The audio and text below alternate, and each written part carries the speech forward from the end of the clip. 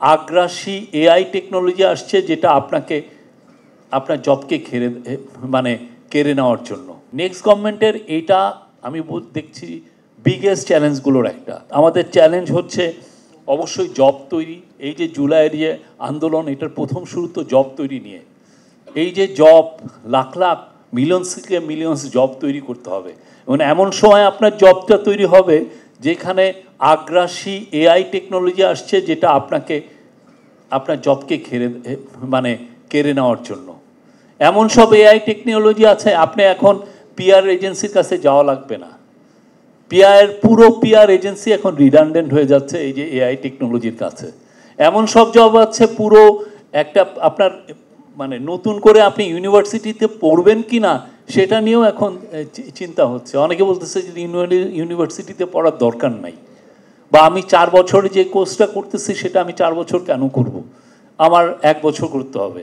ফলে জব তো তৈরি করতে হবে, এবং অ্যাট দ্য সেম টাইম জবকে প্রোটেক্টও, আপনার জব যে চলে যাচ্ছে।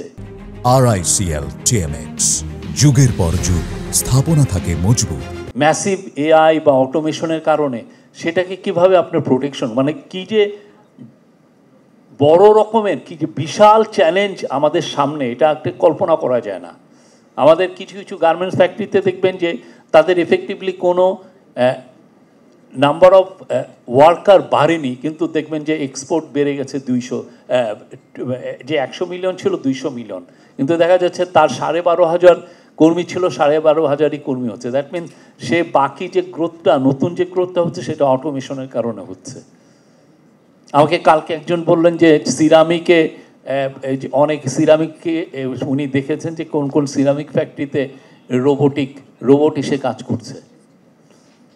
সে তো তার এফিসিয়েন্সি, এবং সেই ক্ষেত্রে অটোমেশন ছাড়া তার উপায় নেই। আমি না করলে আমার রাইভালটা করবে, ফলে আমি বাধ্য হচ্ছি এটা করার জন্য। ফলে জব যেখানে তৈরি করতে হবে 1 কোটি 2 কোটি, সেখানে দেখা যাচ্ছে আমার এক্সিস্টিং জবই থাকছে না, সেটাকে আমি প্রোটেকশন করতে। ফলে নেক্সট গভর্নমেন্টের এটা আমি দেখছি বিগেস্ট চ্যালেঞ্জগুলোর একটা।